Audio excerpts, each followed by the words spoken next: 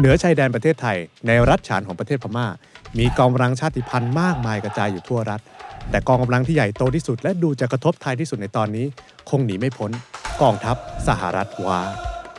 UWSA หรือที่เราเรียกติดปากกันว่าว้าแดงเราพอจะรู้ว่าว้าแดงนอกจากจะเป็นกองทัพที่ห้าวและกำลังขยายตัวใหญ่ขึ้นเรื่อยๆในภูมิภาคแต่เขาก็มีอีกภาพหนึ่งที่ติดตัวมาโดยตลอดก็คือการเป็นแหล่งผลิตยาเสพติดที่ใหญ่ที่สุดในเอเชียตะวันออกเฉียงใต้วันนี้เรามาเล่าเรื่องนี้กันครับจริงๆสื่อหลายสำนักก็คงอธิบายต้นกำเนิดว้าแดงกันมาพอสมควรแล้วนะครับผมเลยขอเล่าโดยสรุปเลยละกันว่าว้าหรือละว้าเนี่ยเป็นชนชาติพื้นเมืองเก่าแก่ของพม่าเดิมเขาอาศัยอยู่บริเวณชายแดนจีนพม่าบริเวณพื้นที่ของรัฐฉานหรือว่าไทยใหญ่แต่พวกเขาไม่ใช่ชาติพันธุ์ไทยใหญ่นะครับซึ่งหากจะให้หาต้นสายปลายเหตุของกองกำลังนี้ก็คงต้องย้อนไปถึงการเมืองของพม่าในช่วงที่อังกฤษยึดครองพม่าอยู่จนกระทั่งพม่าประกาศเอกราชแต่เรื่องราวมันซับซ้อนแล้วก็เต็มไปด้วยการหักหลังครับเลยขอสรุปสั้นๆละกันก็คือว่ากลุ่มชาติพันธุ์ต่างๆในพม่าเนี่ยอยากเป็นอิสระพร้อมๆกันกับที่พม่าเนี่ยกำลังจะได้รับเอกราชก็เลยเกิดเป็นข้อตกลงที่เรียกว่าสนธิสัญญาปางหลงที่สุดท้ายแล้วเนี่ยจะให้อำนาจการปกครองตัวเองกับบรรดากลุ่มชาติพันธุ์ต่างๆหลังจากที่เรารวมตัวกันเป็นพม่าเนี่ยต่อจากนั้นอีก10 ปีแต่แล้วไม่นานก็เกิดเหตุการณ์ลอบสังหารนายพลองซานผู้ร่วมร่างสนธิสัญญาฝั่งพม่าจากนั้นในปี 1965นายพลเนวินได้ยึดอำนาจพร้อมประกาศยกเลิกรัฐธรรมนูญส่งผลให้สนธิสัญญานั้นเป็นโมฆะครับและนับตั้งแต่นั้นรัฐบาลทหารพม่าก็ได้ส่งกองกำลังทหารเข้าสู่รัฐฉานโดยอ้างว่าจะกวาดล้างกองกำลังของจีนก๊กมินตั๋งที่พ่ายแพ้พรรคคอมมิวนิสต์จีนจนถอยร่นเข้ามาสู่รัฐฉานแล้วก็เพิ่มกำลังทหารกระจายเข้าสู่ทั่วทุกพื้นที่นั่นคือจุดกำเนิดสงครามกลางเมืองระหว่างกลุ่มชาติพันธุ์กับรัฐบาลทหารพม่าต่อเนื่องจนมาถึงปัจจุบันในปีคศ1989กองกำลังของว้าเนี่ยประกาศชื่ออย่างเป็นทางการว่าสหรัฐว้าซึ่งเกิดจากการรวมตัวของชาวบ้านเชื้อสายว้าและอดีตสมาชิกพรรคคอมมิวนิสต์ของพม่าปัจจุบันเนี่ยมีผู้นำสูงสุดชื่อเป่าโหยงเฉียงเป็นประธานพรรคสหรัฐว้าทีนี้คำถามของเราก็คือว่า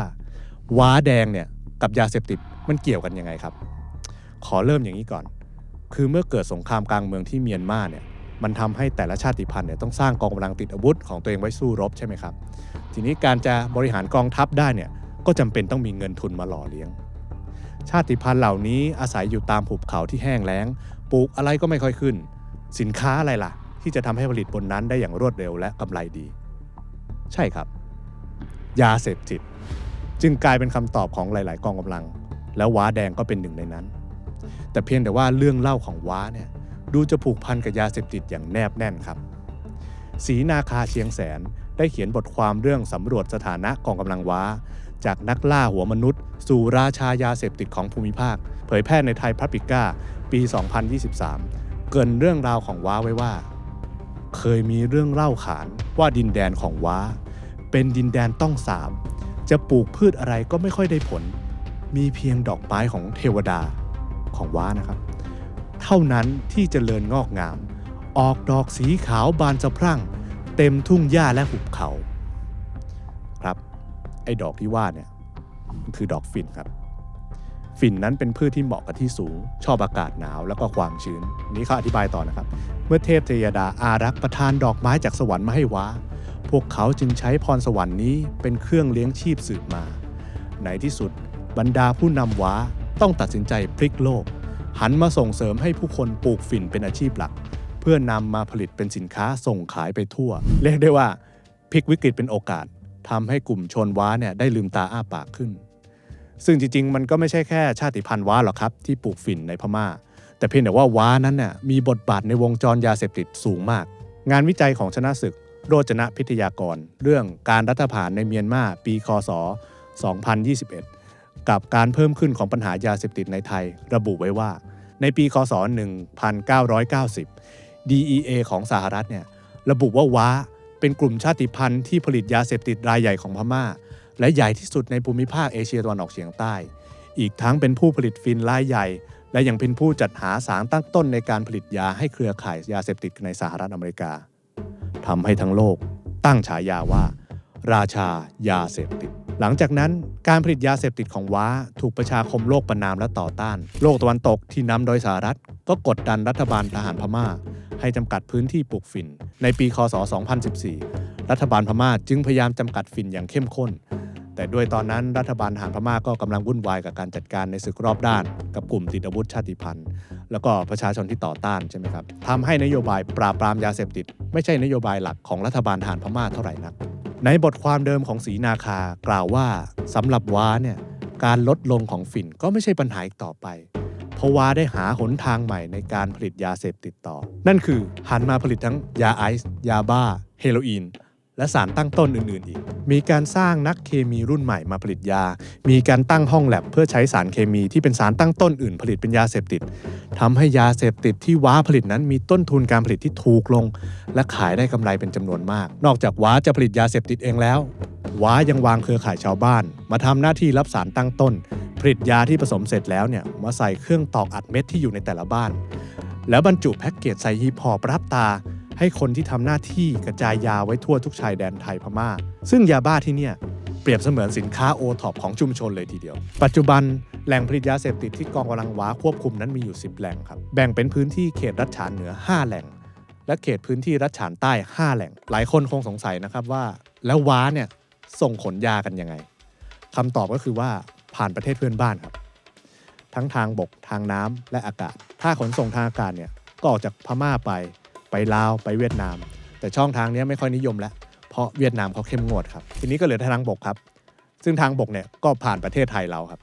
เริ่มจากที่รัฐฉานก็จะมีขบวนการรับจ้างลำเลียงยาเสพติดซึ่งมักจะเป็นชนกลุ่มน้อยแถบนั้นแหละครับเป้าหมายก็คือเข้าสู่ภาคเหนือไทยโดยมีการอำพรางมากับรถบรรทุกผลผลิตทางการเกษตรทั้งหลายใช้รถตู้ทึบสำหรับการขนส่งหรือว่าใช้รถยนต์ส่วนบุคคลก็ได้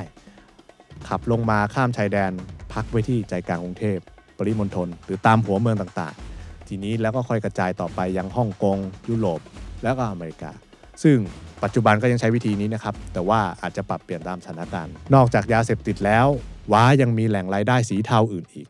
ไม่ว่าจะเป็นบ่อนการพนันในพื้นที่รัฐฉานการค้าสัตว์ป่าเช่นงาช้างหนังสัตว์เป็นต้นหรือมีอุตสาหกรรมผลิตอาวุธขายให้ชนกลุ่มน้อยอื่นในพม่าด้วยเหตุนี้เลยทำให้กองทัพว้าเนี่ยมีรายได้มหาศาลและกลายเป็นกองกำลังที่ใหญ่ที่สุดเป็นรองแต่กองทัพพม่าเท่านั้นแต่ทำไมรัฐบาลทหารพม่าถึงยอมให้มีอีกกองทัพหนึ่งซ้อนอยู่ในประเทศได้อาจจะเป็นเพราะรัฐบาลทหารพม่าแลกเปลี่ยนผลประโยชน์บางอย่างกับว้าแดงในหลายเรื่องยกตัวอย่างเรื่องแรกครับในปีคศ 1989 รัฐบาลทหารพม่าทำข้อตกลงหยุดยิงกับกลุ่มว้าแดงโดยมีเงื่อนไขว่าหากว้าแดงจัดการกับกลุ่มเมืองไทยหรือไทยใหญ่ของขุนสาได้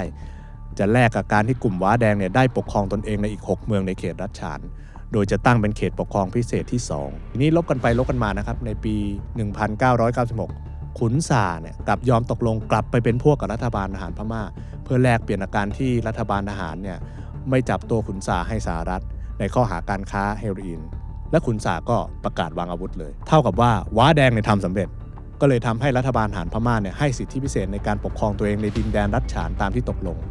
นั่นก็คือเป็นจุดเริ่มต้นของสหรัฐว้าที่เราว่าไว้ขั้นต้นเนี่ยแหละครับ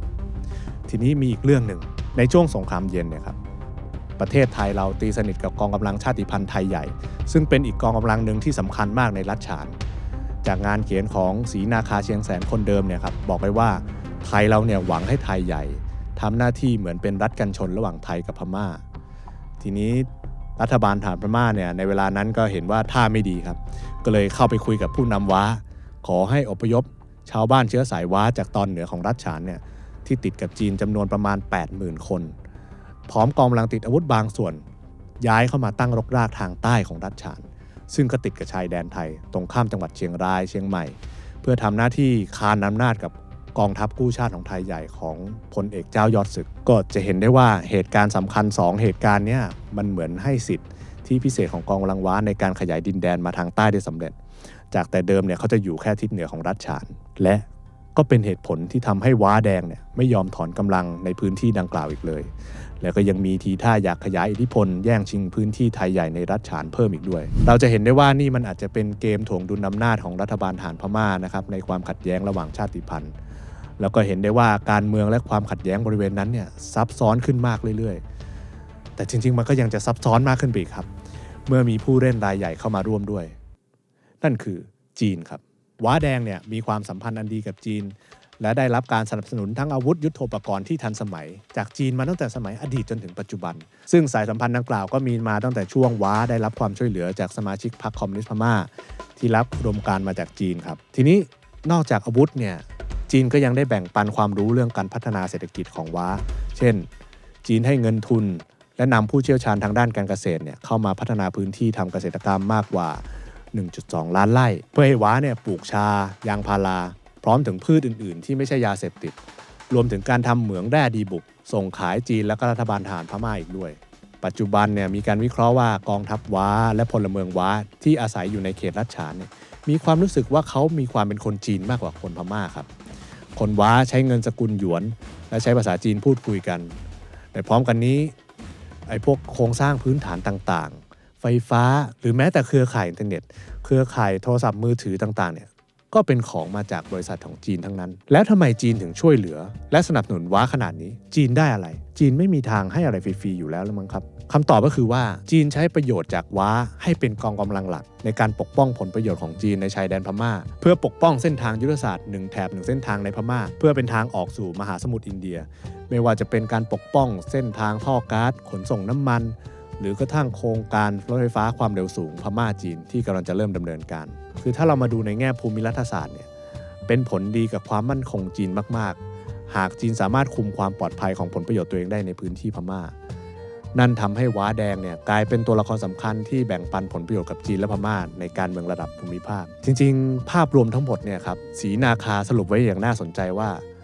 หากมองแบบนักการศาสนาต้องบอกว่าว้าคือเผ่าพันธุ์ของคนเถื่อนคนบาปที่สร้างบ้านแปลงเมืองมาจากความตายและความชิบหายของเพื่อนมนุษย์แต่หากเรามามองในมุมมองของนักยุทธศาสตร์หมากล้อมเนี่ยก็ต้องยอมรับว่าผู้นำว้าเป็นนักยุทธศาสตร์ที่ชันฉลาดที่ช่วยรักษาเผ่าพันธุ์ของเขาไว้ไม่ให้ถูกกลืนหายไปท่ามกลางความพลิกผันของสถานการณ์บ้านเมืองและท่ามกลางความยากแค้นที่ชนเผ่านี้ประสบมาโดยตลอดแต่อย่างไรก็ตามกองทัพว้าเนี่ยก็กลายเป็นคำถามสำคัญของรัฐไทยในตอนนี้ครับ